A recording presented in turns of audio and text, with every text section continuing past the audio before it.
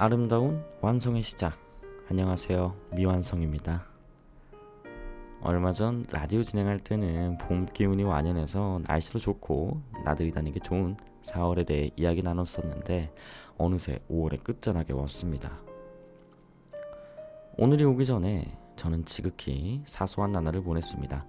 어머니가 차려주신 혹은 차려주지 않았더라도 만들어주신 반찬을 먹으며 하루를 시작했고, 점심은 뭐 먹지? 하며 함께 일하는 동료들과 어떤 메뉴가 좋을지 고민하는 일도 있었고요. 저녁에는 오늘 하루도 고생했으니 맛있는 것을 먹어보자 하는 행복한 고민을 하기로 했습니다. 그러다 문득 이런 별거 아닌 사소한 가정들이 왜 행복했을까? 뜬금없이 생각이 들더라고요. 나의 사소한 과정들 속 사람들이 좋아서, 아니면 이 사람들을 존경하거나 사랑해서. 사랑? 그럼 사랑의 정의는 좋은 사람과 맛있는 음식을 먹는 게 아닐까 하는 생각이요. 금강산도 식후경이라는 말이 있듯이 비록 아름다운 풍경과 장소가 아니더라도 함께 있는 사람이 좋다면 이것이 행복이고 나아가 사랑을 만드는 방법이 아닌가라는 종착역에 닿게 되었습니다. 여러분들은 사랑이 뭐라고 생각하시나요? 사랑은 분명 존재하는 개념이지만 우리의 눈에 보이지 않아서 이게 정말 사랑이 맞나? 하고 끊임없이 의심하고 시험하시는 분들도 계시는 것 같아요. 왜 그런가 생각해보면 우리는 나의 모습 하나조차도 스스로 볼 수 없기 때문이죠. 거울에 비친 모습을 볼 수 있다고 해도 결국 그 모습은 반대로 된 나의 모습을 보는 거니까요. 나조차도 똑바로 볼 수 없는데 다른 사람이 준 사랑을 올바르게 볼 수 있을까라는 생각? 개인적으로는 올바르게 볼 수 있다고 생각합니다. 사랑합니다 라는 말은 한 가지 의미로 사용되지 않으니까요. 감사합니다, 미안합니다, 존경합니다 등등 모두 사랑합니다를 대체할 수 있습니다. 나, 혹은 누군가 사랑하는 사람을 위해 친절하고 배려 있는 행동을 했을 때 감사합니다. 사랑하는 사람에게 의도하지 않은 상처나 피해가 갔을 때 미안합니다. 끊임없이 사랑하는 나를 위해 좋은 모습, 바른 가르침을 주는 부모님이나 선생님에게 존경합니다. 이와 같은 모든 감정들이 결국 사랑하기 때문에 나올 수 있기 때문이죠. 너무 거창하지 않더라도 사랑하는 누군가가 있다면 소소한 단어들로 충분히 사랑하는 마음을 느낄 수 있다고 생각합니다. 그런 의미로 5월에는 감사한 날이 참 많은 것 같아요. 평소에는 전하지 못했던 감사를 전할 수도 있고 쑥스러워서 말하지 못한 감정을 전할 수도 있는 달이니까요. 이걸 다행이라고 생각하면 5월은 좋은 날의 연속이 되고, 그렇다고 반대로 감사를 전하는 행사가 많아 힘들다고 생각하면 5월은 고생스러운 날의 연속이 되겠죠. 그렇다면 5월에는 어떤 날이 있는지 한번 알아볼까요? 우선 5월 1일 근로자의 날. 근로자의 날은 세계적으로도 노동절이라 불리우는 기념일입니다. 근로 조건을 개선하고 근로자의 지위 향상을 위해 연대하는 날이기도 한데요. 아쉽게도 법정 공휴일은 아닌지라 출근하시는 분들도 있을 것 같습니다. 그들 덕분에 우리 사회가 움직이고 역동하기에 감사를 전합니다. 그리고 5월 5일 어린이날. 어린이날은 소파 방정환 선생님이 일제강점기에 마음껏 놀지 못하는 아이들을 보면서 아이들 역시 인격을 가진 한 사람으로 대해야 한다는 의미를 담아 어린이라고 부르기 시작했고, 어린이가 없는 세상은 지속 가능하지 않을 것을 경고하기도 했습니다.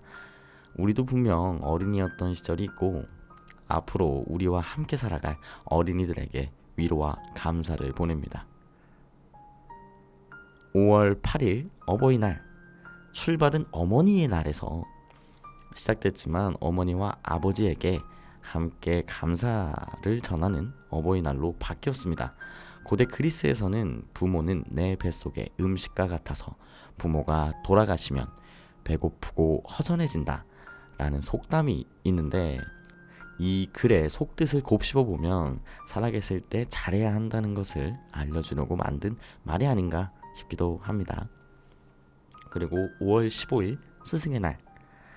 스승의 날은 우리 민족의 스승으로 꼽히는 세종대왕님의 탄신일에서 나왔다는 사실 알고 계셨나요?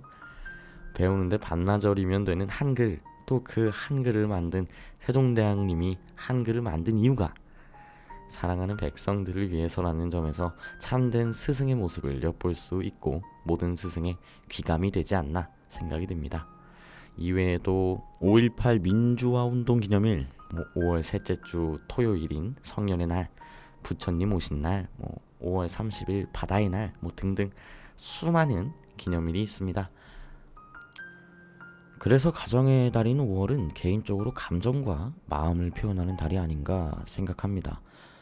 표현하는 방법도 다양하고 형태는 다르겠지만 고맙습니다, 사랑합니다, 미안합니다 같이 말로 전하는 방법도 있고 말로 다 표현할 수 없어서 편지지를 꺼내 단어를 고르고 골라 손으로 꾹꾹 눌러 마음을 가득 담은 편지를 전하는 방법도 있겠죠. 혹은 그 사람을 떠올리며 신중하게 선물을 고르고 정성 들여 포장해 전달하는 방법도 있을 겁니다. 기술이 발전하면서 우리가 마음을 전할 방법들은 날이 갈수록 다양하고 편안해졌지만 그럼에도 어떤 마음들은 여전히 전하기가 어려운 것 같습니다. 구독자 여러분들은 전하지 못한 마음을 어떻게 전하려고 노력하시나요? 혹시 이미 마음속 어느 한 구석에서 낡고 오래되어 포기하기로 하진 않았나요? 만약 그렇다면 이번 5월 그 마음을 깨끗하게 닦아 전해보는 것이 어떠실지 조심스럽게 말씀드립니다. 이 모든 날과 감사의 표현은 결국 사랑의 표현 중 하나이기 때문이죠. 이런 말이 있습니다. 사랑하는 데 이유가 있으면 존경이고 이유가 없다면 사랑이다. 결국 모든 감정은 사랑으로 귀결되는 것이 아닐까 생각이 듭니다. 오늘 미안성 라디오 어떠셨나요? 오늘은 나름 신경 좀 써봤는데 어떻게 들으셨을지는 모르겠네요.